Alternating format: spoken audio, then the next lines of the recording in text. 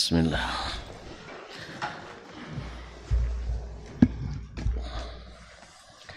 Assalamualaikum warahmatullahi wabarakatuh. Alhamdulillahi rabbil alamin. Wassalatu wassalamu ala nabi sadiqil amin wa ala alihi at-tayyibin wa azwajihi at-tahirati ummahatil mu'minin wa ashabihi al-qadatil ghurril mayamin والتابعين لهم بإحسان إلى يوم الدين. أما بعد فاتقوا الله أيها المسلمون وأيتها المسلمات رب الأرض والسماوات فإنه قد فاز المتقون. يا أيها الذين آمنوا اتقوا الله حق تقاته ولا تموتن إلا وأنتم مسلمون.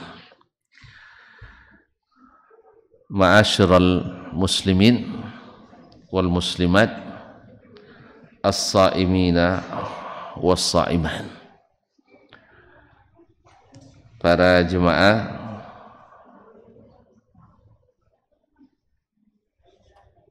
yang sedang berpuasa, yang pada kesempatan pagi ini kita berjumpa di masjid yang mudah-mudahan penuh dengan berkah dan kemuliaan ini. Hari yang ke-7.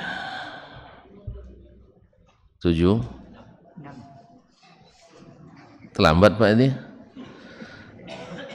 Ada yang sudah ke-8 malah. Apa yang ke-7 ya? Ke-6. Subhanallah. Hari yang ke-6 garis miring 7 garis miring 8. Subhanallah. Anda susah ngapalnya sekarang. Sebab lain masjid lain jumlahnya. Jadi awal Ramadan sekarang banyak bedanya. Semoga Allah memaafkan kita. Kaum muslimin dan muslimat dirahmati Allah, kita pada hari yang ke-6 ini Allah berikan kesehatan jasmani dan rohani sehingga kita bisa ikut menikmati besarnya hari bulan Ramadan ini. Kemudian di pagi ini kita diizinkan pula untuk melanjutkan kaji. Kawan-kawan ingin teruskan kaji, jadi tidak tematik. Kayaknya ingin cepat tamat kitab Risalah ini. Karena Imam Rabi' bin Sulaiman mengatakan dia sampai tamat 50 kali kitab ini. Awak belum 1/5 kali. Makanya Ramadan pun kajinya dilanjutkan. Karena yang tematik biarlah bagian yang lain saja ya. Insyaallah taala. Berkata Imam Asy-Syafi'i rahimahullah, masih bab yang sebelumnya, babul fardil mansus allazi dallatis sunnah ala annahu innama arada al-khas. Aradul khas, bab tentang ketentuan yang Allah turunkan bunyinya bersifat umum, tetapi as-sunnah menunjukkan bahwa yang dimaksud adalah khusus. Lalu beliau menambahkan ayat-ayat tentang ahli waris yang berhak mendapatkan warisan.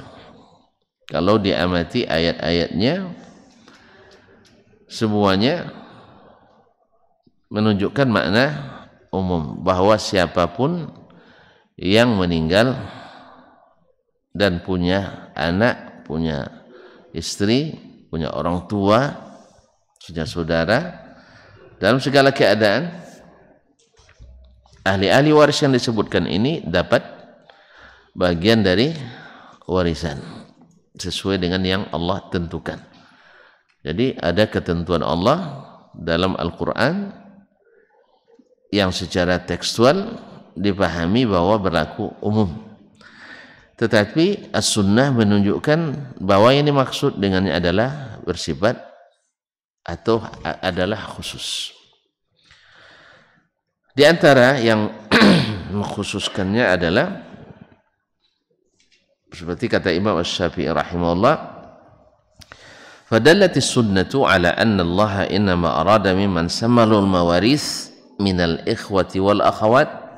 Maka as-sunnah menunjukkan bahwa Allah Subhanahu wa taala menginginkan atau menghendaki dari orang-orang yang disebutkannya sebagai pewaris itu baik saudara laki-laki maupun saudara perempuan, wal waladi wal aqarib, anak-anak itu cabang, wal aqarib dan kerabat, wal walidaini wal azwaj, orang tua, ayah dan ibu, dan istri atau para suami, para istri atau para suami, karena zaujun itu dalam bahasa Arab bisa istri bisa suami, tergantung yang di belakangnya, dhamir yang belakang. Kalau zaujuki berarti suamimu, kalau zaujuka istrimu, itu aja.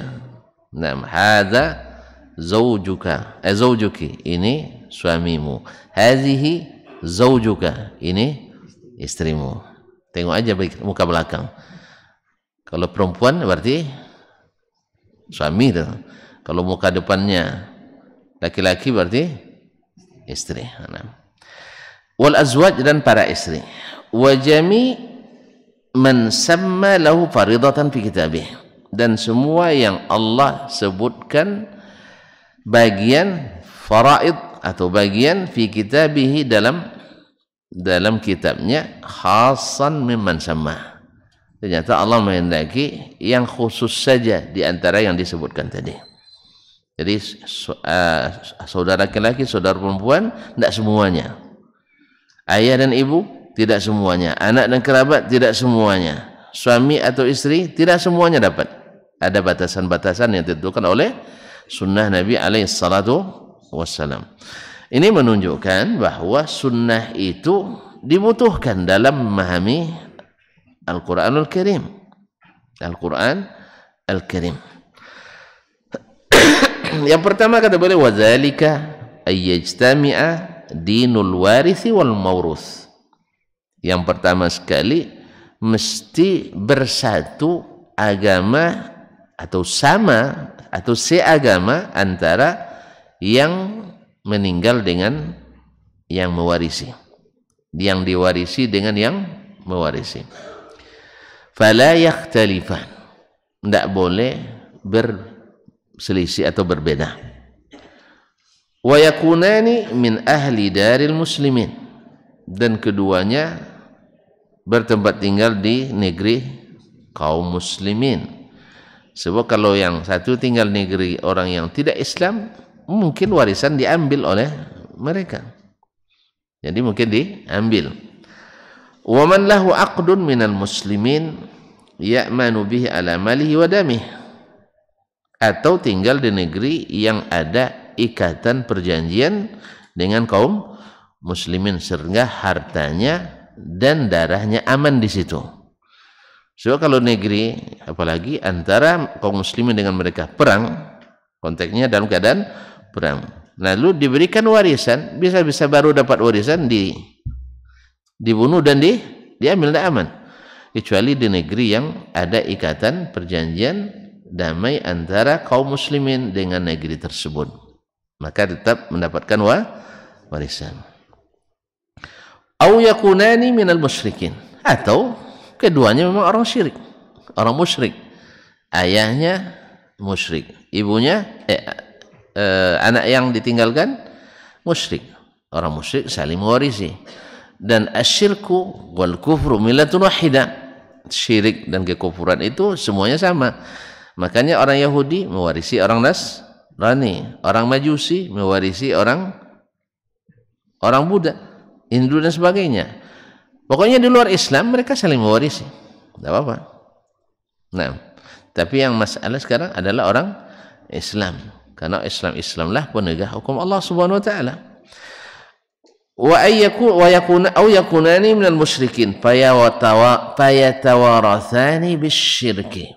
Sehingga mereka saling merisi karena satu agama juga. Jadi di luar Islam itu semuanya satu agama pada hakikatnya. Dan Islam adalah satu agama. Yang sekarang adalah kita bicara tentang hukum yang berlaku bagi kita umat Islam. Sedangkan di luar Islam mereka bebas mewarisi dan juga mereka juga tidak mengikuti hukum Allah tabaraka wa taala. Fayatawarathani bisyirki. Apa gunanya disebutkan ini? Keduanya saling mewarisi dengan kesyirikan itu. Apa gunanya? Nah, kenapa kok disebutkan pula oleh Imam Syafi'i rahimahullah? Kira-kira apa? Enggak, orang syirik. Enggak campur aduk kaum muslim. Iya betul. Maksudnya diantaranya adalah Imam Syafi'i ingin tunjukkan bahwa selain Islam itu semuanya satu. Seperti kata Nabi, al-kufru millatun wahidah. Kekufuran itu semuanya satu agama. Buktinya beramai-ramai untuk memusuhi Islam. Beramai-ramai. Yang kedua, bab waris. Bila seandainya seseorang baru meninggal orang tuanya, lalu dia warisi warisannya, baru masuk Islam. Nah, Bapak bilang itu harta tidak halal, gitu. Ayo Pak, boleh nggak dia membawa hartanya yang diwarisi dari orang tuanya musyrik tadi? Boleh? Nggak boleh? Boleh. Nggak ada yang mau masuk Islam nanti jadinya. Nah, kaum muslimin halal baginya walaupun dia warisi di waktu syiriknya. Bahkan harta-harta yang mereka dapatkan semasa belum Islam, harta riba, semuanya mereka kan tidak kena hukum Islam. Makanya boleh sebagaimana dosa-dosa yang melakukan sebelum Islam itu dengan masuk Islam terhapus semuanya. Demikian juga harta-harta yang mereka dapatkan dengan secara halal tetap dihalalkan. Misalnya sebelum Islam dia menikah di tempat secara tidak Islam. Orang musyrik nikah, tapi menikah sah menurut mereka itu sah nikahnya. Apakah di dalam Islam diulang lagi nikah? Kalau masuk Islam? Enggak. Karena nikah dengan cara yang sah menurut keadaan dia waktu itu. Jelas Pak? Tetapi kalau dia berzina, ya mesti menikah. Kan ada orang-orang yang bukan Islam itu istilahnya masa uji cobanya kadang sampai 45 tahun. Sampai anaknya 10 testingnya gitu. Iya, sampai anak sudah 8 kadang anaknya. Dan nikah belum, masih testing. Masih uji coba. Kalau sesuai nanti kami nikah, kalau tidak kami pisah. Karena kenapa itu berlaku? Karena mereka membuat bid'ah baru. Ya memang bid'ah baru agamanya yang tidak disyariatkan Allah, yaitu tidak boleh bercerai. Setelah nikah tidak boleh cerai. Oleh sebab itu mereka akan lakukan yang lebih berat lagi. Apa itu? Kumpul kebo.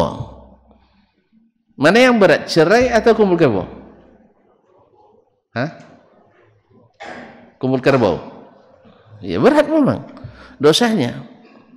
Tapi gara-gara dibuat aturan yang tidak diaturkan, akhirnya mereka melakukan dosa lebih besar.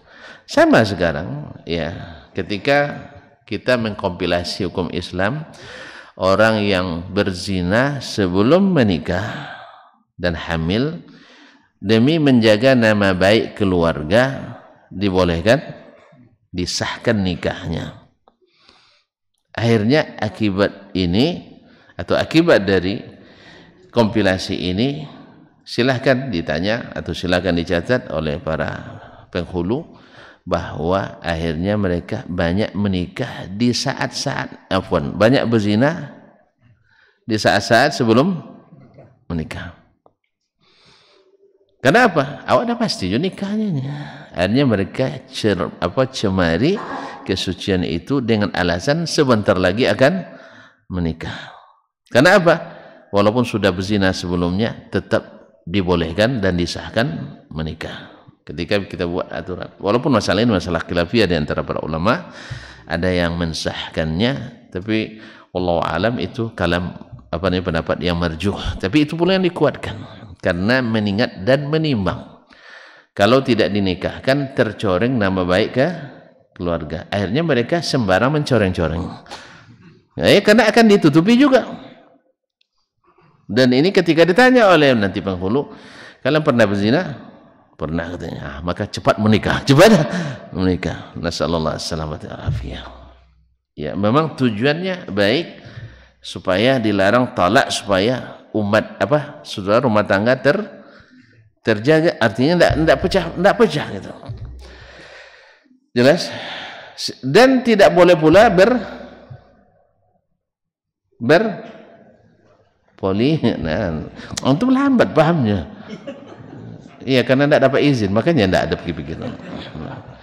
Tidak boleh berpoligami, buat pula aturan ini.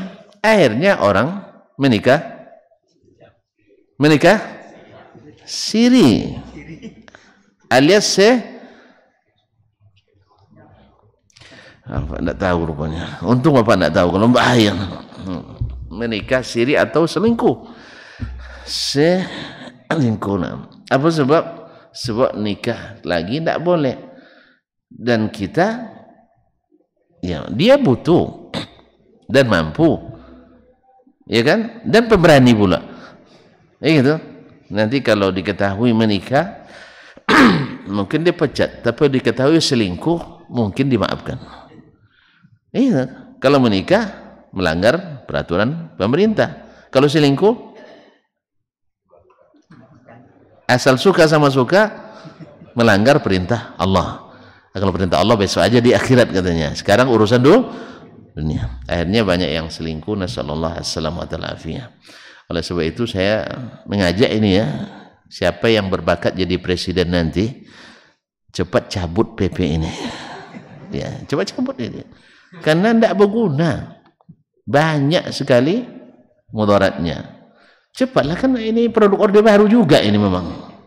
Ya, produk orde baru ini, jasa baik mendiang ibu titik-titik. Nah, ya, dia takut bapak menikah lagi kan. Biasalah ibu-ibu. Semoga Allah memaafkan. Ya, tapi yang jadi presiden selanjutnya tolong ya, Syekh, antum mulai berpikir nak jadi presiden nampaknya. Yang tentu yang masih muda-muda, kami tua-tua mana dicabut pun tidak ada juga lagi Pak ya. Makanya supaya tidak semangat dia cabut. Ya, yang muda-muda. Nah. Iya. Tolong sampaikan ya yang ada, yang punya saluran sampai ke yang akan jadi presiden selanjutnya, atau jangan-jangan juga yang sekarang akan lanjut juga Syekh Bapak. Nah, Bapak presiden sekarang mungkin melanjutkan, tolong dibisikkan ke beliau, Pak ya, Bapak kan aman sekarang, cuman yang muda-muda ini kan tidak aman itu. Nah, baiklah kaum muslimin muslimat dirahmati Allah. Jadi disebutkan fayatawarathi bis syirik, artinya sah walaupun sesama syirik saling mewarisi, supaya ketika dia masuk Islam nanti kita tak perkarakan hartanya. Jelas? Jangan nanti pas masuk asyhadu alla ilaha, sini Pak, saya nak tanya dulu, Bapak nikah di mana dulu katanya kan. Habis itu harta Bapak berapa riba, berapa ya riba bawa sama saya. Hah? Jangan. Karena mereka di waktu sebelum masuk Islam dan itu sah menurut mereka, maka disahkan. Jelas? Alhamdulillah, kecuali yang belum menikah. Andainya ada nanti masuk Islam sepasang, anaknya ada 5, tapi belum menikah, kita bilang segera menikah. Itu harus segerakan, itu harus menikah. Kenapa payahnya? Aku terima, kan cuma nerima, kok payah betul. Nah, insyaallah kan tidak payah, nah? Tapi ayahnya masih kafir, ya dinikahkan oleh waliul amri atau wali nikah, wali hakim. Wali nikah kan ayahnya tadi atau saudaranya, tapi tidak ada yang muslim, maka dinikahkan oleh wali hakim. Kan tidak bayar kan? Berapa bayar? Sudah lama tidak ya? Berapa bayar nikah sekarang? Kalau nanya sama bapak juga enggak tahu. Mat, berapa, Mat? Enggak mahal kan? Alhamdulillah. Nah, enggak lama jadi enggak tahu. Baik. Kemudian beliau menunjukkan, mulai menyebutkan alasan-alasan atau sunnah-sunnah yang mengkhususkan tadi. Qala al-Imam rahimahullah akhbarana Sufyan. Telah menceritakan kepada kami Sufyan, yaitu kalau Imam Asy-Syafi'i menyebut Sufyan, tidak sebutkan siapa ayahnya, tidak sebutkan nisbatnya, maka yang maksud adalah Sufyan bin Uyainah. Sufyan bin Uyainah asal ketemu di kitab Imam Syafi'i.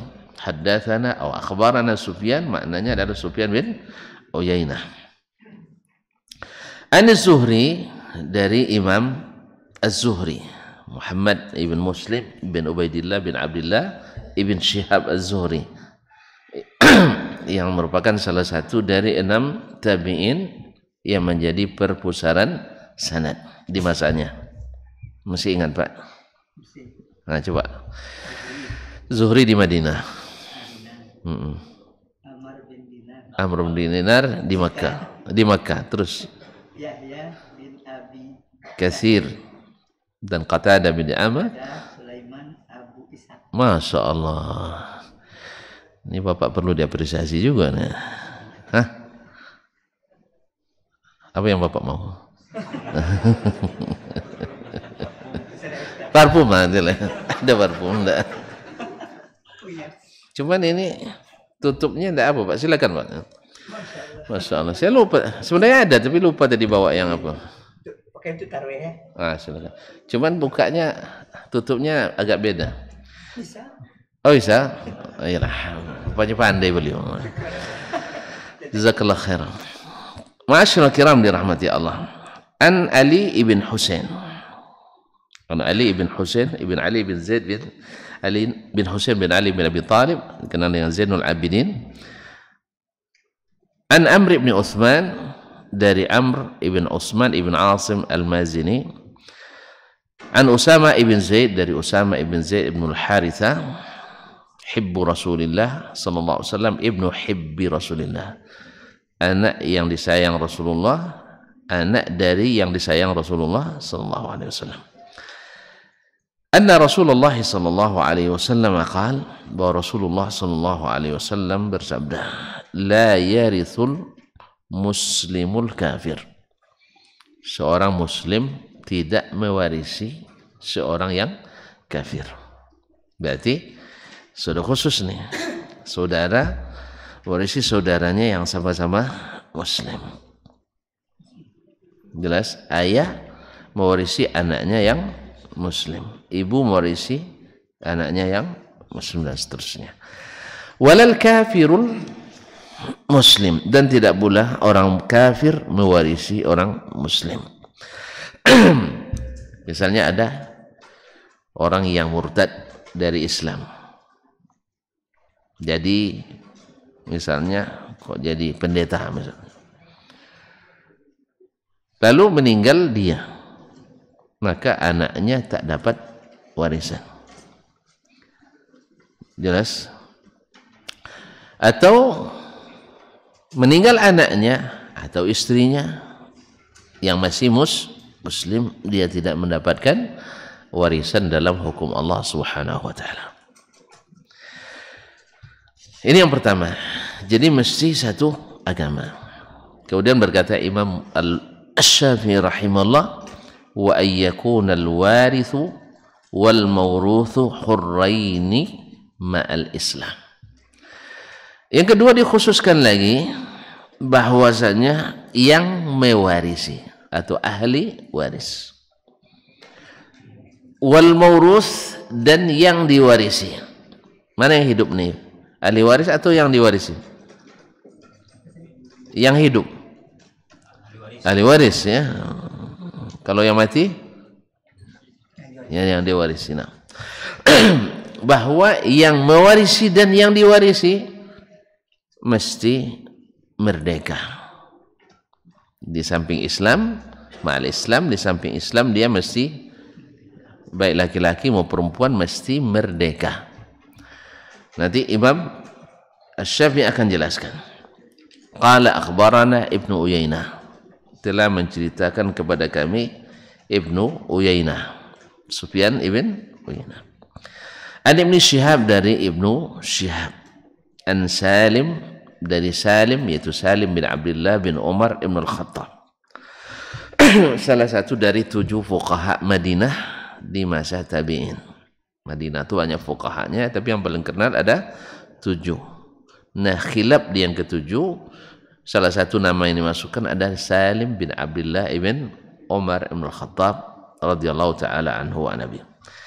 An abihi, dari bapaknya, yaitu Abdullah ibn Umar ibn al-Khattab al-Adawi al-Qurashi, salah satu dari 7 sahabat yang paling banyak meriwayatkan hadis dari Nabi sallallahu alaihi wasallam. Beliau terkenal dengan kesungguhannya dalam menerapkan atau mengikuti dan mengikuti Nabi alaihi salatu wassalam. Anna Rasulullah sallallahu alaihi wasallam qaal, bahwa Rasulullah sallallahu alaihi wasallam bersabda, man ba'a abdan wa lahu malun famaluhu lil ba'i' illa ayyashtaritahu al mubta'. Hadis ini diriwayatkan Imam Syafi'i juga dalam diriwayatkan oleh Imam Ahmad dalam Al-Musnad, dan juga ashabul kutub as-sittah, yaitu Imam Bukhari, Muslim, Abu Dawud, At-Tirmizi, An-Nasai, dan Ibnu Majah. Siapa yang, kata Nabi SAW, Nabi bersabda, siapa yang menjual seorang hamba saya, ya hamba saya dijual, boleh kan? Hamba saya boleh dijual, tapi pembantu jangan. Pembantu dah, hamba tu dah. Salah paham. Ini orang salah-salah kadang dikiranya hamba saya, sehingga diterapkannya hukum hamba. Tidak boleh. Hamba saya boleh nampaknya itu ingin lagi. Allah Ustaz. La ilaha illallah. Famaluhu walahu malun, hamba ini punya harta. Walahu malun famaluhu lil ba'i', maka hartanya ini jadi milik penjual, artinya pemilik pertama. Illa ayyashtaritahu al-mubta', kecuali pembeli menyaratkan atau mensyaratkan. Kalau kaidah bahasa Indonesia menyaratkan, karena S itu huruf lebur kan. Tapi kalau dibilang menyaratkan bisa salah paham, membuat syarat, ya, syarat atau syarat kelebihan muatan, padahal bukan itu yang dimaksudkan. Saya, bukan itu maksudnya, maka terpaksa mensyaratkan. Sebab tidak bisa kan tidak bisa, ianya harus dihilangkan juga. Makanya ini termasuk pengecualian dari kaidah. Makanya kaidah itu bila bertentangan dengan bahasa didahulukan. Sama kaidah fikih, usul fikih, bila bertentangan dengan dalil syar'i tidak bisa disatukan, maka kaidah harus mengalah. Sebab lebih tua dalil daripada kaidah. Nah, kita kan sebagian lain kan bertentangan dalil dengan kaidah, maka didahulukan kaidah. Ini cara berpikir, cara penerapan yang keliru. Di ilmu apapun kaidah itu datang belakangan. Ilmu nahwu, maka para ulama nahwu bila bertentangan bahasa yang sahih dari orang Arab, bahasa sah dari orang Arab, maka dikatakan ini mustatsna minal qaidah, dikecualikan dari kaidah. Kenapa? Karena bahasa itu lebih tua dari kaidah. Bila bertentangan antara kaidah usul fikih dengan dalil dari Al-Quran dan Sunnah Nabi sallallahu alaihi wasallam, maka didahulukan dalil daripada kaidah. Jangan dibalik. Bila bertentangan dalil dengan kaidah ilmu akidah yang dibuat berdasarkan ilmu kalam misalnya, bertentangan dengan kaidah, maka didahulukan dalil. Apa contohnya? Allah di atas. Kalau di atas mesti bertempat. Kan itu kaedahnya. Kita katakan ini pengecualian dari kaedah. Karena tidak semua yang di atas mesti menempati yang di bawahnya. Ada kaedah yang lebih mantap kan? Bahwa semua yang di atas mesti menempati yang di bawahnya. Ya, tidak semua yang di atas menempati yang di bawahnya. Ya, nampak langit sebesar itu, masa tidak nampak teman-teman? Tidak menempati yang di bawahnya. Tidak butuh pada yang di bawahnya. Jadi kaedah bahwa kalau Allah di atas aras mesti butuh pada aras, kaedah yang batil. Karena bertentangan dengan dalil. Jelas? Ini membuat Pak Edi marah sama saya. Ya. Sesat bapak tu meyakini Allah di di atas. Allahu musta'an. Semoga Allah berikan kita hidayah. Kaum muslimin yang dirahmati Allah SWT. Nah, siapa yang menjual hamba dan hamba itu punya harta, maka hartanya menjadi milik penjual, kecuali di awal disyaratkan oleh pembeli, saya beli hamba sahayamu dengan segala yang dia miliki. Kalau itu baru, kalau disetujui sah. Nah, kalau disetujui sah. Nah, qala, berkata Imam Syafi'i, falamma kana bayyinan, tatkala jelas fi sunnati Rasulullah SAW, dalam sunnah Rasulullah SAW, annal abda la yamliku malan, bahwa hamba itu tidak memiliki harta. Buktinya hartanya tadi ditinggal pada tuannya. Dia dijual, pindah ke pemilikan, hartanya tetap tinggal sama tuannya. Berarti dia tidak memiliki. Baik. Wa anna ma malaka al-'abdu fa inna ma yamlikuhu li sayyidihi. Dan apa yang dimiliki seorang hamba itu sebenarnya hanya milik tuannya. Itulah sebabnya para sahabat, para ulama ijma' mengatakan hamba sahaya tak boleh jadi pemimpin. Hamba saya tak boleh jadi pemimpin. Budak tak boleh jadi pemimpin. Apa sebab? Ayo. Apa sebab? Hah? Dia milik tuannya. Nanti dia akan memerintah sesuai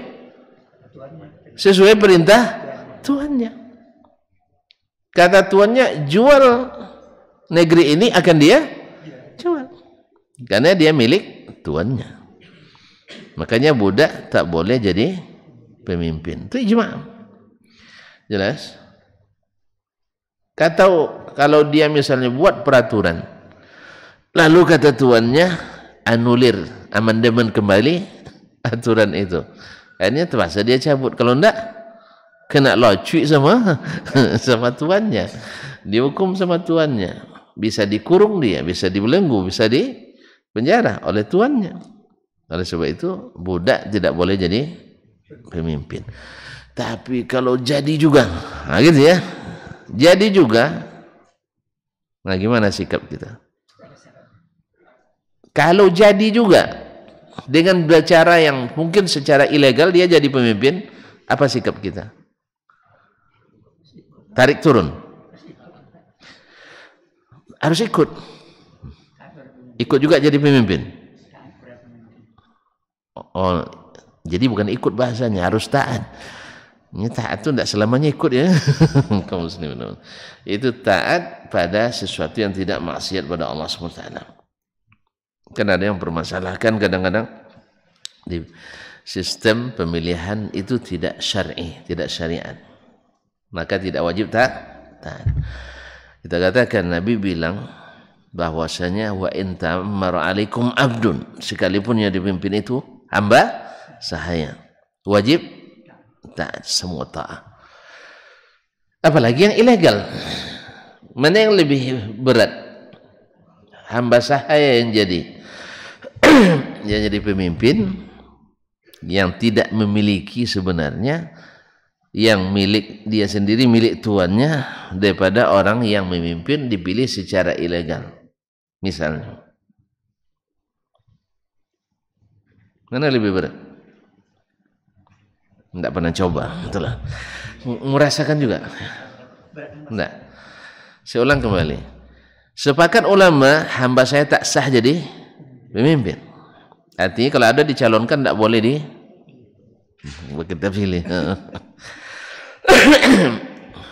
Ini lebih parah daripada orang yang terpilih jadi pemimpin bukan hamba sahaya, bukan hamba saya. Apa contohnya?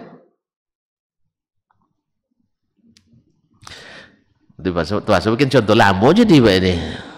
Misalnya ini hamba sahaya, lalu dia memberontak, menang jadi pemimpin.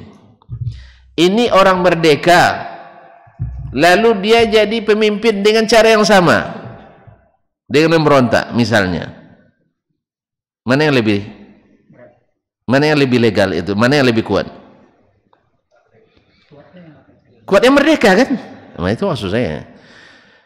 Dia mengambil dengan cara yang ilegal, tidak sah. Kan boleh memberontak? Boleh memberontak. Andai pula, Pak. Nah, tidak dihalalkan memberontak. Tapi kalau seandainya dia memberontak dan dapat, kalau bahasa kita memberontak apa namanya? Kudeta. Demo tidak memberontak tuh Pak. Itulah Pak salah tuh. Itu masalah kalau tafsirkan demo dengan memberontak, akhirnya khawarij semua yang demo nanti. Itu penafsiran keliru. Ya asal demo khawarij enggak. Tapi demo itu cara yang dipakai oleh orang khawarij. Betul. Tapi setiap orang demo khawarij antum Pak keliru. Itu hukum yang keliru, enggak benar. Karena khawarij itu khuruj itu akidah, keyakinan. Jelas? Jadi bedakan antara ini Pak berubah pindah kaji jadinya. Ini kalau cepat nanti aja lah nanti masalahnya. Ini pelik masalahnya. Cuman saya katakan bahwa demo cara yang dipakai oleh orang khawarij, tapi tidak semua demo otomatis khawarij. Itu harus dipahami dengan benar. Jelas? Jelas enggak? Ini sampai kaji lu, sampai lu kamu macam-macam nanti ya. Nah. Kan banyak yang bertanya nanti, Ustaz di tempat saya kalau ndak ikut yasinan ndak dikubur misalnya kan. Terus saya bilang kalau Bapak bisa tahan ndak dikubur ndak apa-apa, ndak usah yasinan. Tapi kalau takut ndak dikubur ikut saja. Misalnya kalau Bapak hukum itu adalah perbuatan bid'ah. Nah, orang ini ahli bid'ah atau tidak? Enggak kan? Sebab dia terpaksa, takut enggak dikuburkan. Jelas ya? Kan ada kondisi seperti itu. Kalau enggak hadir, KTP enggak keluar, surat nikah enggak ditanda tangan. Bikin masjid aja dihalangi kadang. Kan begitu? Iya.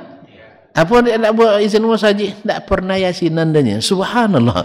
Gara-gara enggak yasinan, enggak dapat izin bikin masjid. Ini banyak terjadi di lapangan.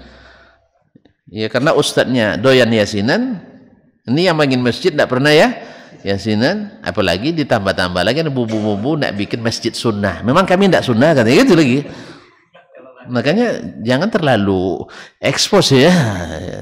Hati-hati juga sebenarnya kita. Jangan selalu bergaya action ya. Nah dia mengatakan kalau saya tidak hadir nanti masjid saya tidak diizinkan. Lalu dia ikut. Apakah dia termasuk ahli bid'ah? Tidak. Itu harus paham itu. Ini kita kadang-kadang ini masalahnya di sini.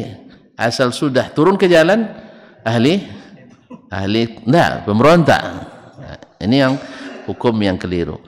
Walaupun cara ini cara aslinya digunakan oleh para khawarij, harus dipahami. Berarti apa pahaman tuh yang antum pahami dari saya sekarang? Ustaz Desmond mengajak demo gitu. Salah lagi itu masalahnya. Makanya tanya ke saya. Nanti antum jangan tafsirkan belakang saya. Sekarang tanya, apa maksud Ustaz? Enggak, masalah demo tadi. Enggak boleh, alhamdulillah. Ya. Ana setuju dengan antum. Tapi kalau sempat terlihat nanti Ustaz Desmond demo gimana?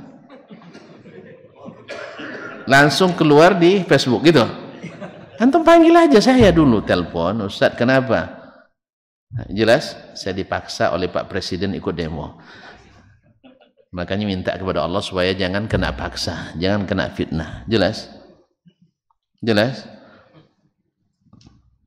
Makanya jadi Ustadz tuh payah. Jadi Ustadz tuh payah.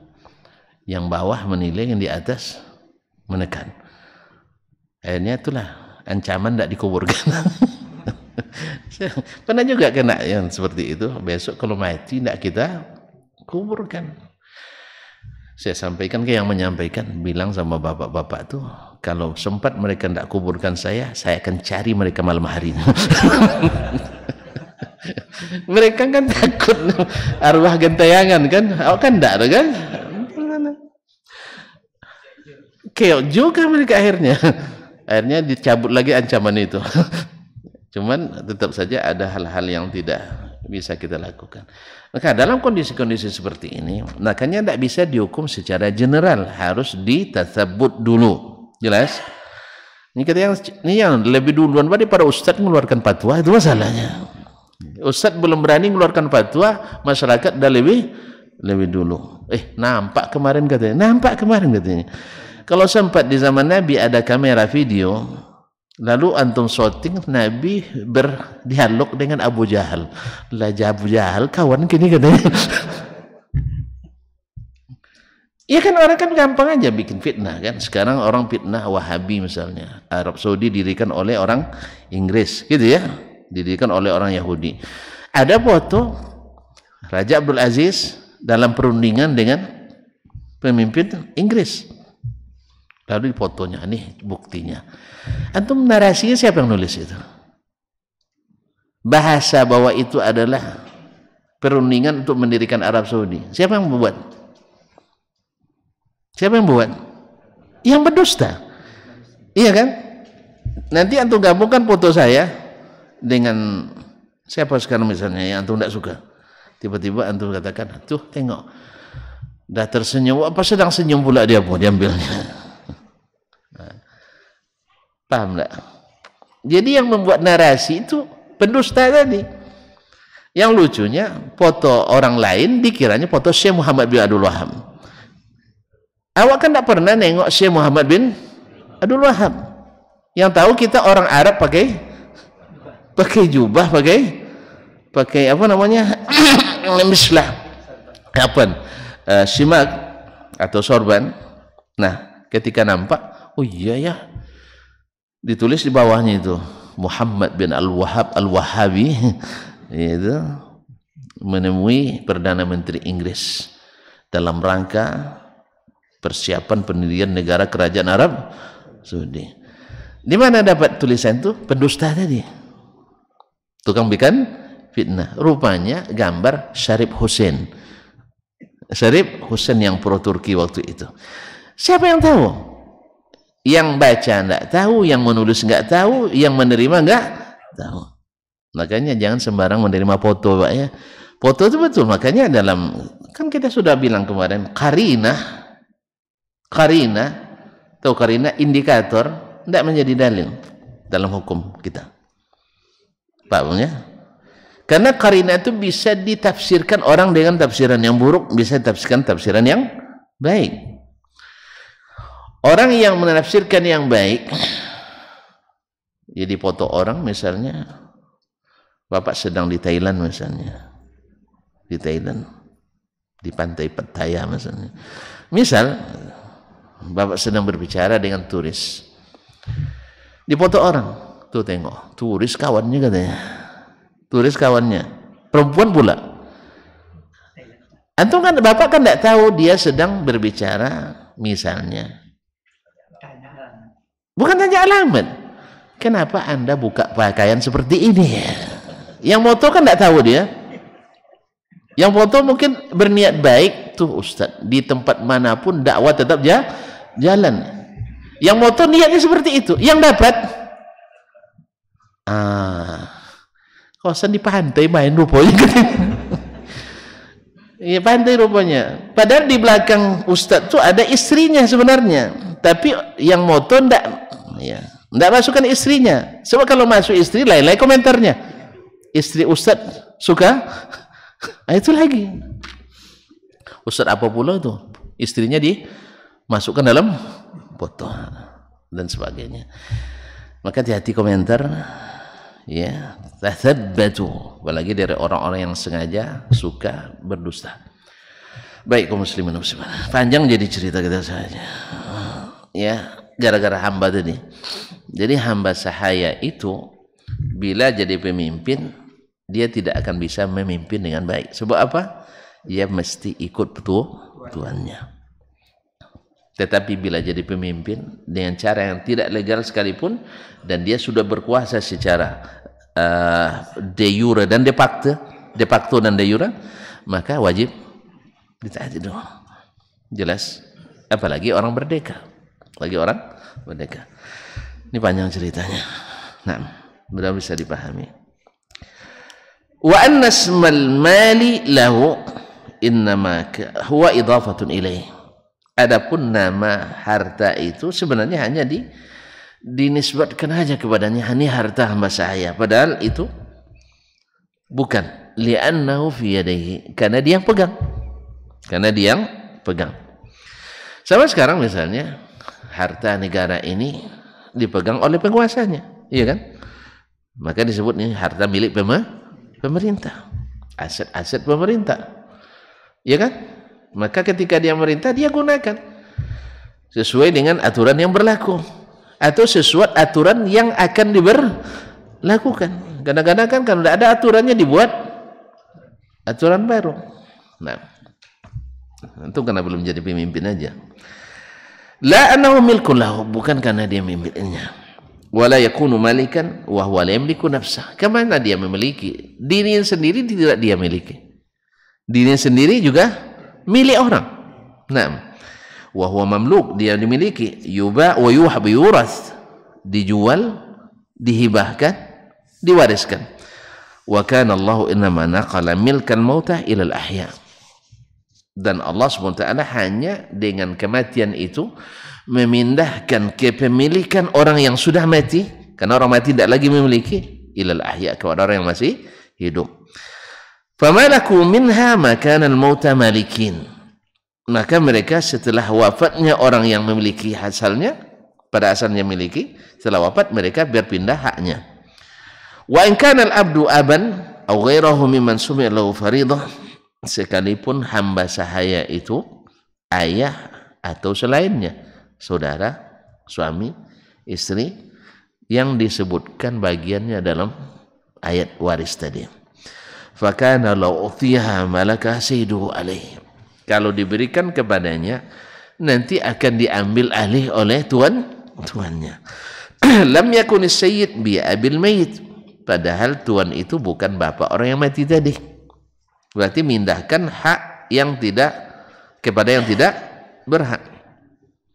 Wala warithan, bahkan dia tidak masuk ahli waris, sumiyat lahu faridah, yang disebutkan bagiannya. Fakunna law atainal abda bi annahu abun, maka ketika kita berikan seorang hamba dengan dasar dia bapak, inna ma ataina sayyid allazi la faridah lahu, hakikatnya kita berikan kepada tuannya yang tidak ada bagiannya.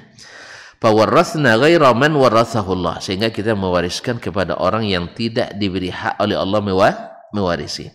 Falam nuwarrits abdan lima wasabtu, oleh sebab itu kita tidak menjadikan hamba sebagai ahli waris.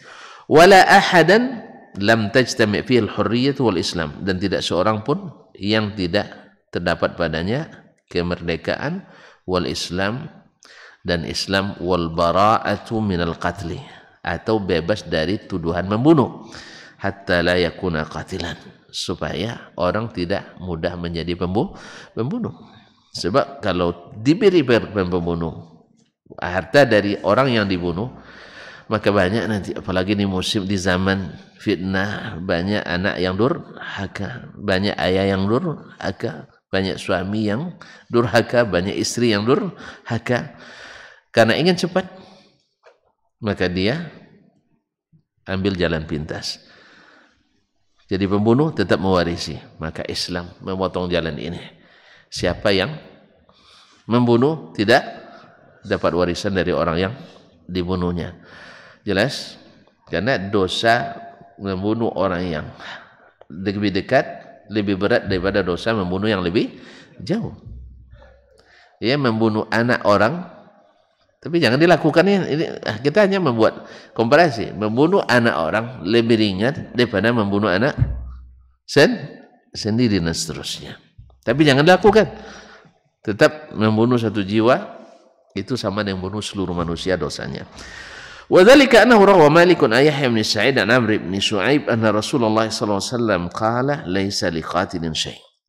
Karena diriwayatkan oleh Imam Malik bin Anas gurunya beliau, an Yahya bin Sa'id dari Yahya bin Sa'id Al-Ansari, an Amr bin Shu'aib dari Amr bin Shu'aib ibn Muhammad ibn Abdullah ibn Amr al-As, anna Rasulullah SAW bersabda, bahwa Rasulullah SAW bersabda, laisa liqatilin syai', pembunuh tidak mendapatkan apapun.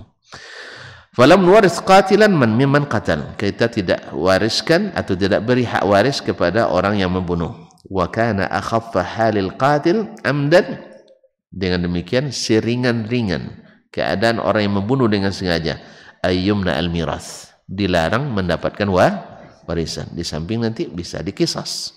Ini khilaf di antara ulama, bila seorang anak bunuh ayahnya dikisas atau tidak.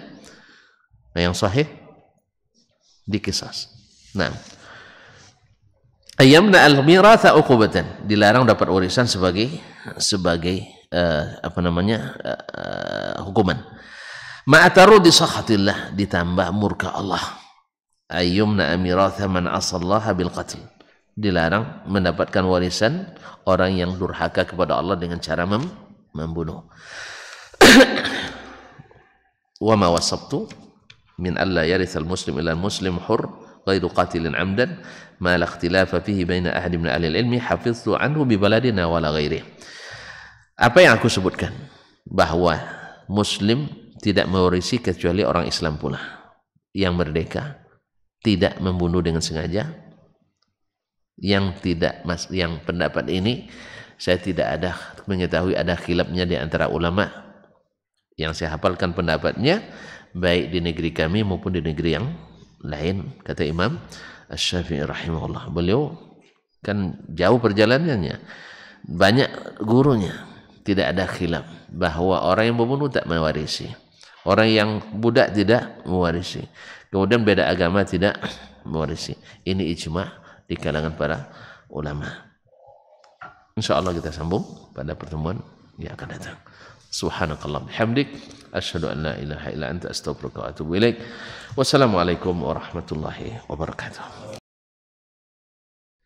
Majtama'a qaumun fi baitin min buyutillah yatluna kitaballah wa yatadarasunahu fima bainahum illa nazalat alaihimus sakinah wa ghasyiyatuhumur rahmah wa haffat bihimul malaikah wa dzakarahumullahu fiman indah.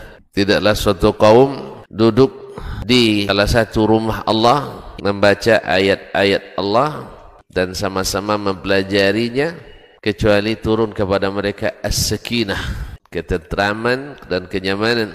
Wa ghasyiyatuhumur rahmah, dan mereka diliputi pula oleh rahmat, kasih sayang dari Allah Subhanahu wa taala. Wa haffat bihimul malaikah, dan mereka pun dikelilingi oleh para malaikat, karena malaikat suka majlis-majlis zikir dan ilmu. Wa dzakarahumullahu fiman indah, dan Allah akan banggakan sebut-sebut mereka di kalangan malaikat-malaikat yang ada di sisinya, di masyarakat atas. Mudah-mudahan kita termasuk yang sering disebut-sebut di sisi Allah di kalangan para malaikat, dan di akhir majelis ini mudah-mudahan kita pula mendapatkan seperti yang tersebut dalam hadis qudsi, qumu maghfuran lakum, silahkan berangkat meninggalkan majelis ini dalam keadaan diampuni dosa-dosa kalian.